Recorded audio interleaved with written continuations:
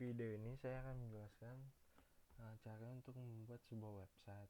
Sebuah website itu terdiri dari dua garis besar, yaitu ada front end dan juga ada back end. Nah, front end ini sendiri adalah bagian yang bertugas untuk mendesain atau menampilkan konten yang dilihat oleh user. Nah, ketiga elemen dalam front end secara garis besar ada HTML, CSS, dan JavaScript.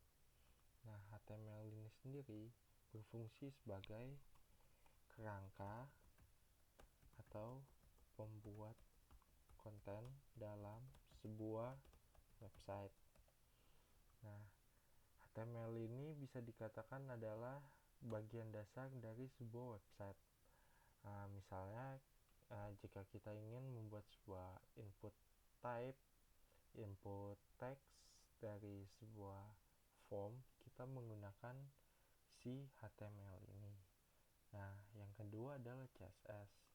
CSS ini berfungsi sebagai desain atau untuk menghias sebuah halaman website. Nah, website seperti ini. Nah, jadi si CSS ini dia berfungsi sebagai untuk istilahnya membuat sebuah halaman website ini menjadi menarik. Digunakanlah CSS. Nah, yang ketiga ini ada JavaScript. JavaScript ini berfungsi untuk membuat sebuah halaman website menjadi interaktif atau bisa dikatakan lebih hidup dari halaman website itu sendiri.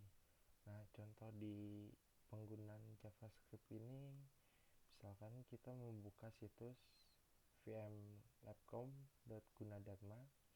Nah, kalau kita lihat di sini ada konten news update dan kita bisa lihat ada tulisan yang bergerak seperti ini. Ini adalah contoh dari pengaplikasian si JavaScript ini. Nah, itu tadi semua adalah dari front end. Nah, yang kedua secara garis besarnya ada back end. Back end ini lebih kepada fungsionalitas dari sebuah website.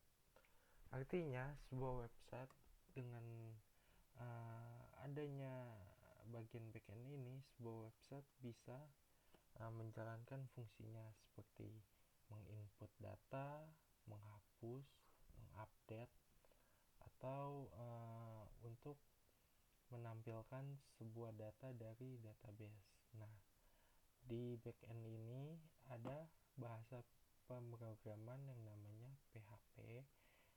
Ini adalah bahasa pemrograman web secara umum dan yang paling banyak dipakai di website. Selain PHP ada juga Ruby, ada Java, bahkan kita juga bisa menggunakan JavaScript untuk menjalankan fungsionalitas dari sebuah website tersebut. Nah, untuk kali ini saya akan membahas tentang PHP saja karena ini adalah bahasa yang paling umum dari sebuah bahasa backend.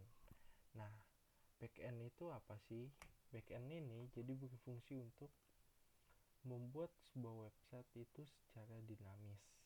Artinya dinamis, kita tidak perlu mengupdate sebuah website yang kita punya dengan mengganti kode-kode atau strukturnya. Itu adalah perbedaannya dengan si front end. Kalau front end ini dia secara statis. Artinya jika kita ingin mengganti atau merubah isi dari konten di website yang kita punya, kita harus mengubah susunan dari struktur codingannya itu sendiri. Nah, untuk back end kita tidak perlu untuk mengubah atau mengganti dari struktur codingannya tersebut. Nah, itu adalah perbedaannya. Maka dinamakan website dinamis. Nah, sebuah website biasa terdapat sebuah database yang berfungsi untuk menyimpan data. Nah, database ini ada beberapa bahasa pemrograman yang populer ada dua jenis, ada SQL dan non SQL. Untuk kali ini saya akan menjelaskan tentang SQL saja. SQL sendiri ini artinya adalah sebuah database dapat memiliki sebuah relasi di tabel-tabelnya. Nah, contoh dari tipe yang SQL ini mungkin kita pernah mendengar tentang MySQL, DBase, ada juga Oracle. Itu adalah contoh dari penggunaan database bertipe SQL. Nah, kita teman-teman masih bingung karena banyak komponen-komponen yang harus dipelajari, tapi tenang aja, kita akan satu-satu mempelajarinya. Nah, dalam merancang sebuah website, teman-teman yang penting harus menguasai 3 elemen ini, walaupun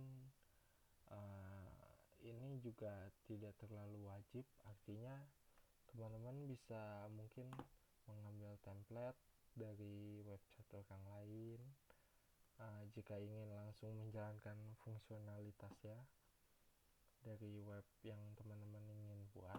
Nah, di video selanjutnya saya akan lebih membahas tentang backend atau fungsionalitas dari sebuah website ini. Video berikutnya saya akan menjelaskan tentang cara mengkoneksikan dan menampilkan data di website yang kita akan rancang. Untuk itu sekian dari video yang saya buat ini. Terima kasih, sampai bertemu di video selanjutnya.